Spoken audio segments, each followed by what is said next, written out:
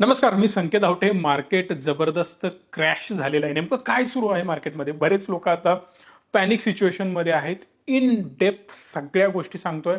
सावध राहण्याची वेळ आहे, अलर्ट होण्याची वेळ आहे. या सगळ्या बोलण्याचा अर्थ तुम्हाला हळूहळू समजत जाणार आहे. खूप मोठी न्यूज आहे, खूप भयंकर धमाधम धडाके आणि खूप मोठी वॉर सुरू झालेली आहे. वर्ल्ड वॉर परवडली, पण ही वॉर परवडणारी नाहीये बऱ्याच देशांसाठी. आता बऱ्याच हा शब्द मी का वापरतोय हे सुद्धा समजणार आहे तुम्हाला पुढे. बघा, सिंपल लॉजिक आहे. मार्केटमध्ये सुरुवात झाली टॅरिफ वॉरची. कोणापासून? अमेरिकेपासून. अमेरिकेने वेगवेगळ्या देशांवर टॅरिफ लावायला सुरुवात केली. भारतावर 26% टॅरिफ लावला. म्हणजेच जो काही माल आपण अमेरिकेत पाठवणार त्याच्यावर 26% एक्स्ट्रा पैसे द्यावे लागणार आणि हे सगळे पैसे त्या देशाला जाणार. सिंपल लॉजिक आहे. एक घड्याळ मी बनवलेलं आहे. या घड्याळाची किंमत आहे ₹100, पण हे घड्याळ जेव्हा मी अमेरिकेत जाऊन विकणार ना, याची प्राइस ₹126 होणार. आणि हे ₹26 कोणाला द्यावे लागणार? नो डाऊट कस्टमरलाच आपल्याला द्यावे लागणार. पण ₹126 प्राइस झाल्यामुळे प्रॉब्लेम काय होतो? सेल्स ड्रॉप होतो. रिझन बिहाइंड दॅट की त्यांच्याकडे अजून इतर वेगवेगळे ऑप्शन असू शकतात आणि परिणामी आपला सेल ड्रॉप होणार. आणि याचाच इम्पॅक्ट जेवढा टॅरिफ लावला जाईल तेवढा एक्सपोर्ट करणाऱ्या कंपनीवर इम्पॅक्ट होत असतो. भारतावरच टॅरिफ लावला का? तर बिलकुल नाही. 50-60 देशांवर हे टॅरिफ लावण्यात आलेले आहेत, जिथे भारतापेक्षाही जास्त वेगवेगळ्या देशांवर टॅरिफ लावले. कोणकोणत्या देशांवर लावले? तर चायना आहे, व्हिएतनाम आहे, श्रीलंका आहे, बांगलादेश आहे. 30-40 50% सुद्धा तुम्हाला टॅरिफ लागलेले पाहायला मिळतील. उदाहरण चायनाच घ्या ना. चायनावर ओव्हरऑल मध्ये 20% लावला, परत आणि आता वाढवला. 52% आसपास टॅरिफ त्यांच्यावर लावण्यात आलेला आहे. या सगळ्यामुळे होणार काय? तर या सगळ्यामुळे प्रोडक्ट महाग होणार. प्रोडक्ट जेवढे महाग होणार तेवढं US मधल्या लोकांना त्याचा इम्पॅक्ट बघायला मिळणार. म्हणजे तिथल्या वस्तू महाग होत जाणार. व्हिएतनामवर सुद्धा 34% टॅरिफ लावलाय आणि याचा खूप मोठा इम्पॅक्ट व्हिएतनामवर झालेला पाहायला मिळतो. त्यांचा जर इंडेक्स बघितला तर तो ऑलमोस्ट 13-14% क्रॅश झालाय. अजून काही मोठे बॉम्ब आहेत ते सुद्धा सांगतोय. सिंपल पहिली गोष्ट, फार्मा सेक्टर. इंडियामध्ये मेजरली इम्पॅक्ट फार्मा सेक्टरचा झालाय. जबरदस्त फार्मा सेक्टर आपल्याला खाली येताना पाहायला मिळालं. आज जवळपास more than 4% pharma sector crash झालेलं होतं. काल तर खूप चांगले आकडे होते फार्माचे, जबरदस्त वर जात होता. बाकी सगळं काही खाली होतं, पण फार्मा मात्र वर होता. पण डोनाल्ड ट्रम्प साहेब एकदम अनप्रेडिक्टेबल माणूस आहे. त्याच्या मनात कधी काय येईल आणि तो कशावर काय ऍक्शन घेईल हे सांगता येत नाही. अचानक त्यांनी स्टेटमेंट देऊन टाकलं की मी फार्मावर सुद्धा टॅरिफ लावू शकतो. बर, एवढ्या स्टेटमेंटवर तो गप्प बसला का? तर नाही. मला वाटेल तेवढा, तुम्ही विचारही केला नसेल तेवढा, त्यावर मी टॅरिफ लावणार.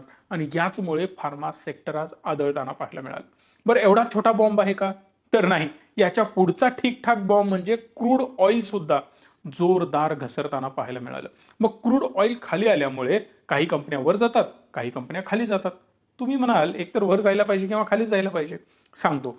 ज्या कंपन्या डायरेक्टली क्रूड ऑइल सेल करण्यामध्ये, म्हणजेच क्रूड ऑइल रिलेटेड प्रोडक्ट असतील किंवा डायरेक्ट क्रूड ऑइल सेल करण्याचा प्रयत्न ज्या कंपन्या करतात त्या कंपन्यांवर इम्पॅक्ट झालेला पाहायला मिळतो. उदाहरणार्थ रिलायन्स, ऑइल कंपनीज आणि अजून कोणत्या कंपन्या तुम्ही मला कमेंट बॉक्समध्ये सांगा. पण हे क्रूड ऑइल स्वस्त झाल्यामुळे बऱ्याच या रिलेटेड पेंट कंपन्या जे क्रूड ऑइलला वापरतात प्रोडक्शनसाठी, त्यांची इनपुट कॉस्ट कमी होते. इनपुट कॉस्ट जर त्यांची कमी झाली तर डेफिनेटली कंपन्यांचा चांगला फायदा होऊ शकतो. बिकॉज त्यांचे प्रॉफिट मार्जिन वाढतात, कारण बेस रॉ मटेरियल कमी झालेलं असतं. सगळ्यात मोठा बॉम्ब आता फुटलेला आहे आणि शेवटचा बॉम्ब हाच आहे की चायनाने पुन्हा एकदा टॅरिफ लावलेला आहे अमेरिकेवर. युएसला क्लिअरली सांगितलंय त्यांनी की आम्ही तुमच्यावर 34% टॅक्स इम्पोज करतोय. खूप मोठी गोष्ट आहे. आणि अमेरिका आणि चायना खूप मोठ्या प्रमाणात एकमेकांच्या विरोधात पण आहेत, पण त्याचबरोबर एकमेकांमध्ये डील सुद्धा यांच्या खूप मोठ्या होत असतात. आता इंटरेस्टिंग फॅक्ट लक्षात घ्या. कोणत्या देशाला याचा किती इम्पॅक्ट होणार हे क्लिअरली सांगतोय. खूप मोठी गोष्ट आहे, लक्ष देऊन ऐका. असे व्हिडिओ मॅक्सिमम लोकांपर्यंत शेअर करत जा. सोन्याचं काय होणार आहे आणि सोन्यामध्ये एक पुढे मोठा बॉम्ब पडू शकतो ते पण मी तुम्हाला सांगतोय. बघा, सिंपल लॉजिक आहे.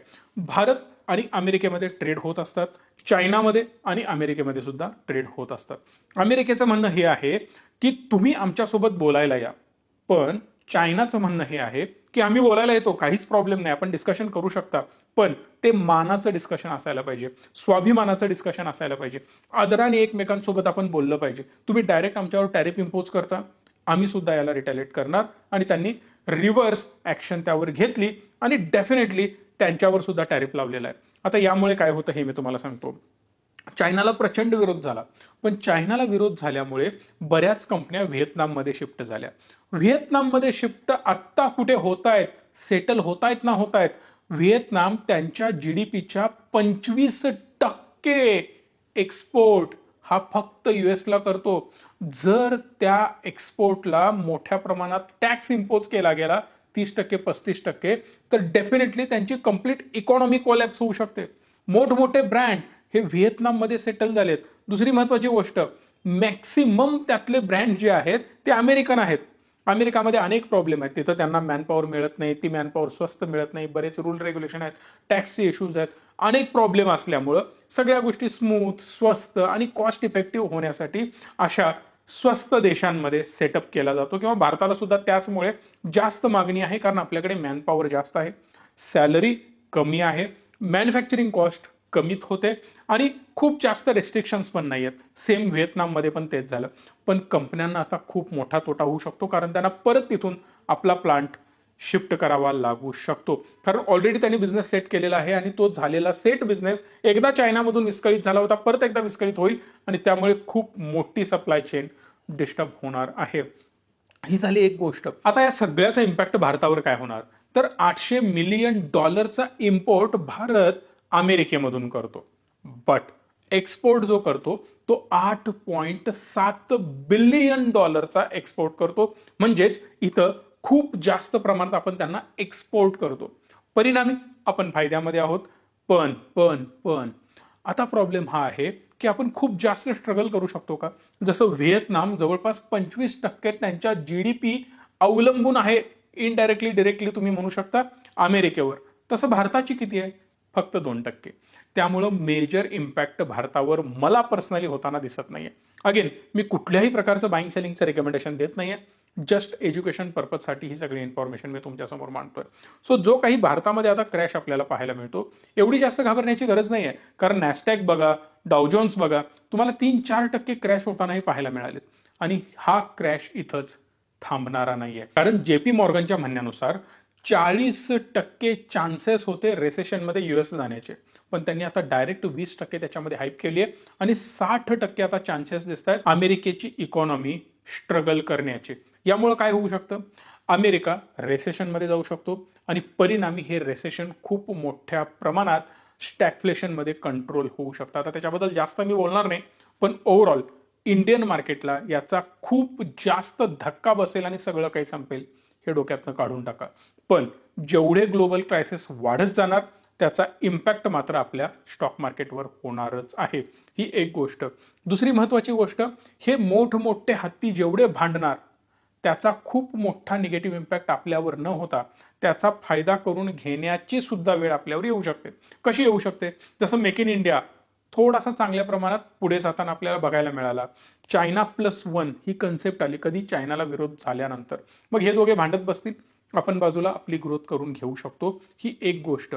पण मार्केट ओव्हरऑल जर आपलं बघितलं, चांगल्या व्हॅल्युएशनला आहे, ही संधी असते.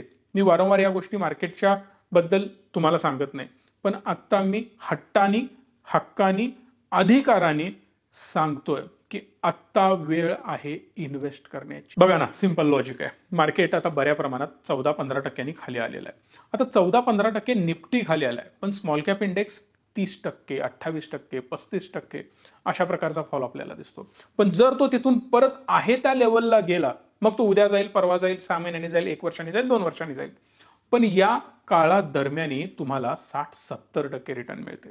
याचाच अर्थ सिंपल आहे की अपॉर्च्युनिटी जबरदस्त आहे. पॅनिक होण्याची सिच्युएशन आहे का?